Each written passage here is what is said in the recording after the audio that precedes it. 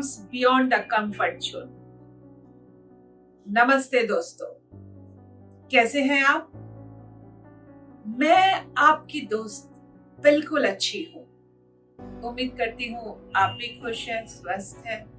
जो मेरे चैनल के साथ पहली बार जुड़ रहे हैं उन्हें मैं बताना चाहती हूँ, मैं डॉक्टर कंचन काबा कोलकाता से हूँ और इस चैनल में हम सेल्फ डेवलपमेंट की एक नई भाषा लिख रहे हैं। अगर आप भी मेरे परिवार का हिस्सा बनना चाहते हैं तो अभी इस चैनल को सब्सक्राइब कर लीजिए और बेल बटन को भी दबा दीजिए ताकि नोटिफिकेशन सबसे पहले आपके पास पहुंच सके।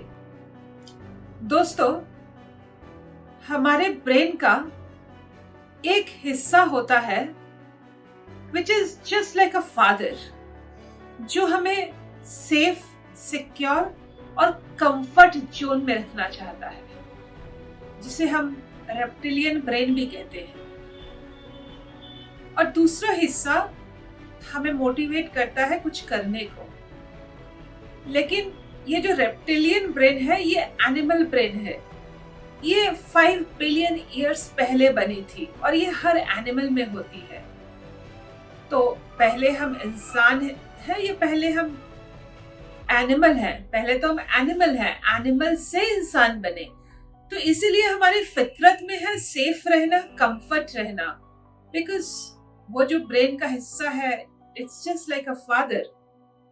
लेकिन जब तक हम कंफर्ट जोन से नहीं निकलेंगे तब तक हमारी ग्रोथ पॉसिबल ही नहीं है। आप देखते हैं ना, जब बच्चा बड़ा हो जाता है, कॉलेज जाना शुरू करता है, अपने पाँव में खड़ा होता है, फादर से थोड़ी सी उसकी डिटैचमेंट होती है मेंटली, इमोशनली, तभी वो ग्रो करना शुरू करता है। हालांकि ये एक लंबा प्रोसेस है और इसे समझने के लिए एक लंबा समय चाहिए जो YouTube वीडियो में पॉसिबल नहीं है। इसके लिए मैं फ्री वेबिनार कर रही हूँ मार्च में ही।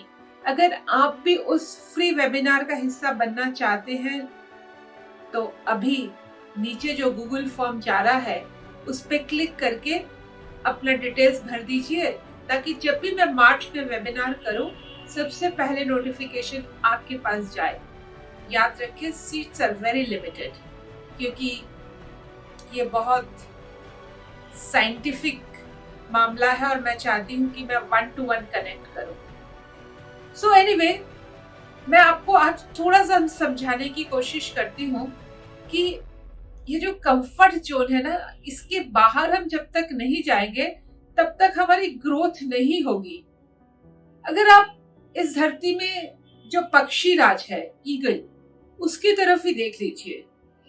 ईगल 70 साल जीता है, लेकिन 40 साल होते होते उसके जो होठ है ना वो मुड़ने लगते हैं।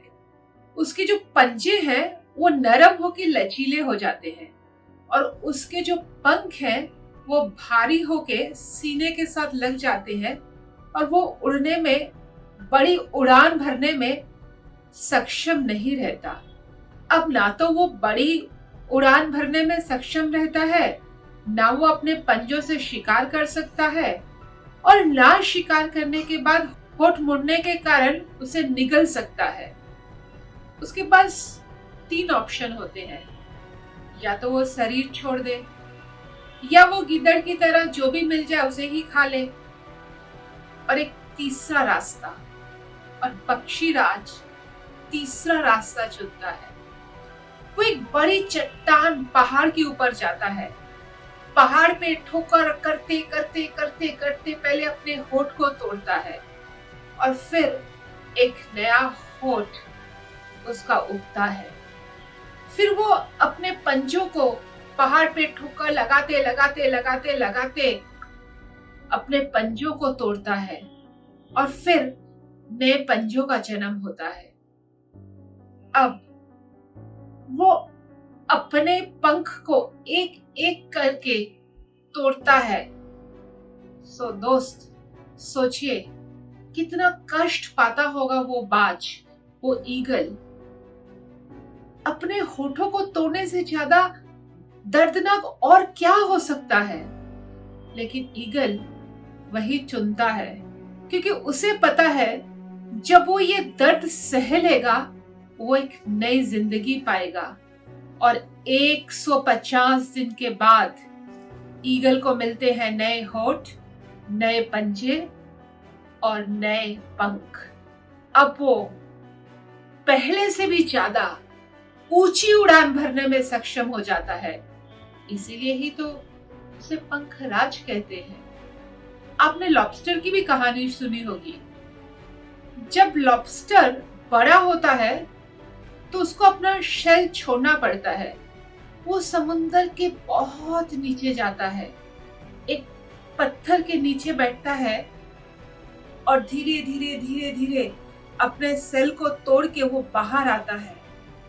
उसका नरम शरीर वो अपने आप को समुद्री इतने बड़े बड़े प्राणी के सामने वो एक्सपोज करता है, क्योंकि उसे पता है अगर वो सेल नहीं छोड़ेगा तो कभी बढ़ ही नहीं पाएगा। और लॉबस्टर अपनी जिंदगी में ऐसा कई बार करता है। दोस्त, अगर ईगल अपने आप को इतना मोटिवेट कर सकता है, अगर लॉबस्टर अपने आप को इतना ट्रांसफॉर्म कर सकता है, तो क्या हम इंसान होके खुद को अपने कंफर्ट जोन से नहीं निकाल सकते? हाँ दोस्त, निकाल सकते हैं। उसके लिए हमें अपने ब्रेन को रिवायर करना होगा, अपने सबकॉन्शियस को रीप्रोग्राम करना होगा। और कैसे करेंगे यही तो मैं समझाने वाली हूँ अपने फ्री वेबिनार में।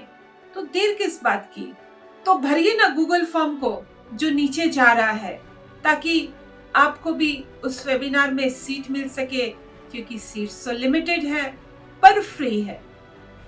दोस्त, गर्म पानी में पोटैटो अपने आप को नरम कर लेता है, कॉफी अपने आप को गर्म पानी में घोल लेती है, लेकिन अंडा जो नरम होता है अपने आप को गर्म पानी से फाइट करके हार्ड बना लेता है। सर्कमस्टेंसेस तीनों के लिए ही एक होते हैं। अगर एडवर्स सर्कमस्टेंसेस है तो उसमें वो कैसे ढालेगा? हर कोयला डायमंड नहीं बनता। बहुत सारे कोयले प्रेशर के अंदर आके एकदम डस्ट बन जाते हैं, और कुछ कोयले ही होते हैं जो हजारों साल प्रेशर के अंदर रह के अपने आप को डायमंड में ट्रांसफॉर्म करते हैं। तो आप क्या बनना चाहते हैं? आज मेरा सवाल है, डस्ट या डायमंड? भगवान ने तो सबको हमें बराबर बनाया है, लेकिन आप अपने पोटेंशियल को तराशना चाहते हैं या उसे ऐसे ही बर्बाद करके इस दुनिया से चले जाना चाहते हैं? मुझे पक्का विश्वास है मेरे परिवार के साथ जो जुड़े हैं वो अपने आप को ट्रांसफॉर्म करके डायमंड बनना चाहते हैं। इसीलिए तो वो हमेशा आके मेरे वीडियो सुनते हैं, मुझे सब्सक्राइब करते हैं और दूसरों के साथ शेयर भी करते हैं, क्योंकि आप लोगों को पता है ना, शेयर इज लविंग। और जाते जाते वीडियो को लाइक कर दीजिए अगर ये वीडियो आपको पसंद आया हो। फिर मिलेंगे अगले वीडियो में, तब तक के लिए stay well, stay blessed, love you all.